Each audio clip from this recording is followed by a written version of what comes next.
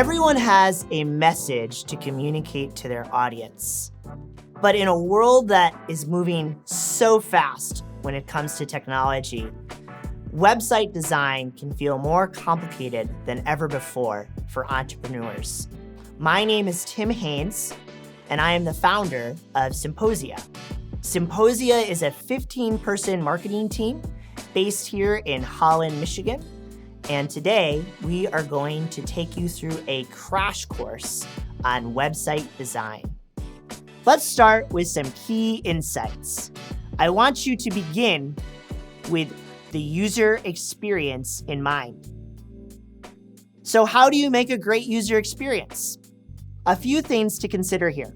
First of all, consider that by making a great user experience, you're going to be able to easily differentiate yourself from your competitors.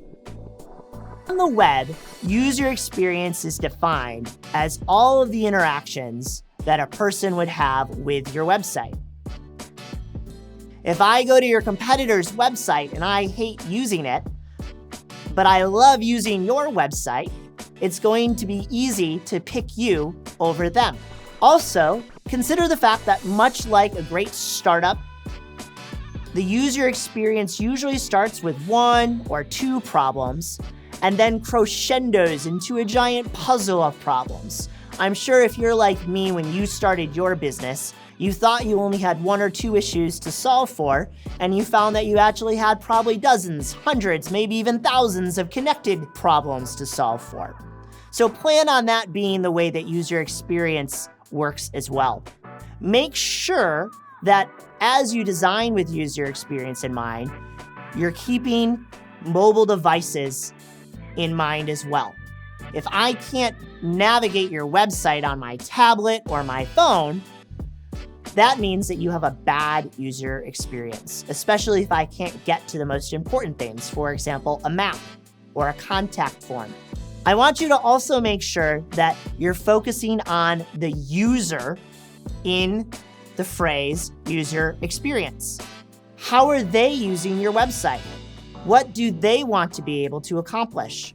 What are their frustrations on your existing website or on the websites of your competitors? Websites will evolve as your brand and your organization evolves. Therefore, your user experience is not a one-time problem. It is something that will continue to evolve as your business grows, and it will require vigilance as your business expands. The next insight that I want to share is that your website should tell your brand's story. For many entrepreneurs, the website is the first opportunity to explain the what, the how, and the why of their business. When we look at millennials, they are overwhelmingly focused on the why. Make sure that you are creating an opportunity for them to connect emotionally with your brand's core values and purpose. Of course, there are going to be a variety of types of people that look at your website. You might have Jake from the engineering department, and you might also have Amy from the design team. These two individuals will have slightly different needs, and you need to make sure that the website takes them both into consideration. We often refer to this concept as your website personas. Bottom line, start with why. Using your entire budget on a website is an insane choice. The website doesn't matter if you can't send traffic to it or generate leads through it. These factors are the things that drive cash in a business. And without cash, there can be no growth. So you have to build your budget with all of these things in mind.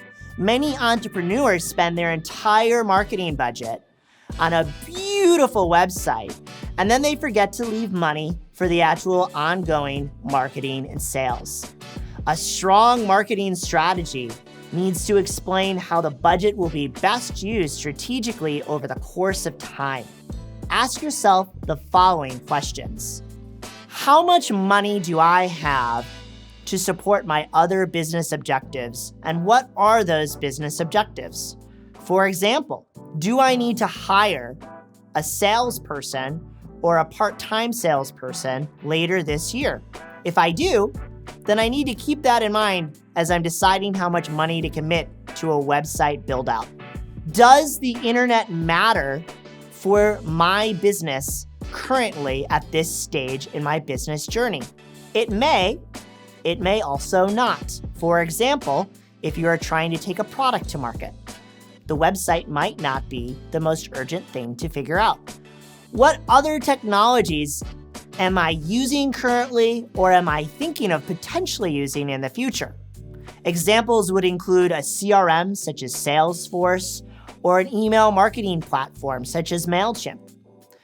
It's important to have a technology roadmap as part of your overall marketing strategy. Who is in charge of maintaining the website once it launches? How much time will it take to maintain that website, and how much will that cost? Can the website start out as something basic and then evolve over time as the business grows more complex? For example, do you want to start with a one-page website and then later build out a far more intricate website as your business grows? Last but not least, save money so that you can drive traffic to your website through tactics such as social media, pay-per-click advertising, email marketing, and so forth.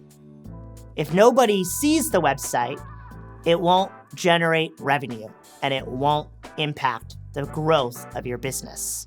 P.S. It is getting nearly impossible to execute an aggressive full-scale marketing strategy without an extended team. That's why we have 15 people on ours.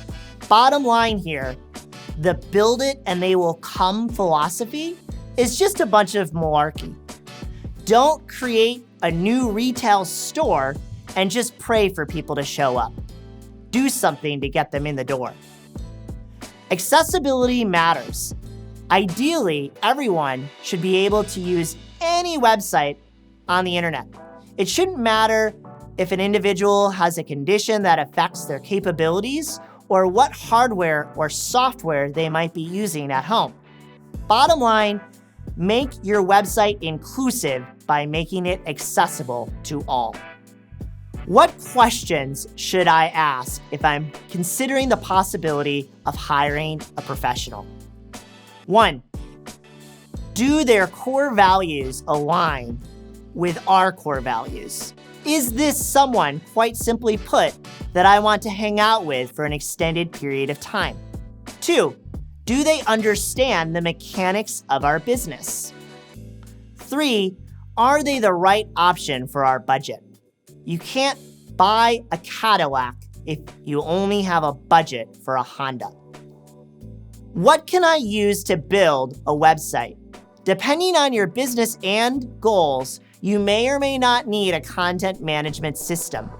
Although static HTML works in some situations, the overwhelming majority of entrepreneurs that we talk to find that they will benefit from a content management system or a CMS. Almost 40% of the entire internet is currently built on WordPress. There is a wide talent pool of expertise here to draw from. A customized WordPress site can be made to do a variety of unique things. Therefore, it fits most businesses' needs. WordPress and its underlying technologies are also not going anywhere anytime soon. It's something that's safe to rely on. Let's talk next about Shopify. Shopify is also an excellent choice, but it tends to be a better fit for those that are looking for e-commerce capabilities. It is a cutting-edge e-commerce platform, and it doesn't necessarily have to break the bank. It is easy to deploy a Shopify website. Shopify websites can be entirely customized, similar to WordPress. Shopify websites can also be connected to a variety of other e-commerce platforms and technologies so that the business can be as efficient as possible. For example, Shopify could make it possible to connect your shipping label tools to the website where your shipping orders are likely generated. If you're on a super tight budget, and these two options both seem too difficult to spend money on, what should you do? Well, cautiously consider looking at something like Squarespace. But remember that it might be a poor long-term solution if you're planning on scaling up your business. Make sure you ask an expert and don't mess up this step. You can get a good WordPress site for $5,000 to $10,000 if you're doing something at a more basic level. Consider also the possibility of sticking to a Facebook page or a medium.com blog account that gives you the ability to post articles and content and have some sort of a presence without setting up an actual website until you've built out your idea further. I'm an entrepreneur with a million other things to do. What else should I consider doing here? Is it the right time in your business journey to put resources into building a website? Does this really fit in on the timeline of your strategic plan? Do you want your business strategy to be written down before you design a website? Or are you going to use the website design process as an opportunity to ideate upon your strategy and figure out your business's goals? Both options work. One will simply take more time than the other, and I'm sure you can guess as to which one that is. How fast do you need to complete a website? Or at least the version of the website that you're trying to complete now? And will your presence on a website design project make it go faster, or will it make it go slower? Sometimes decision makers such as a CEO can actually get in the way of a website design process.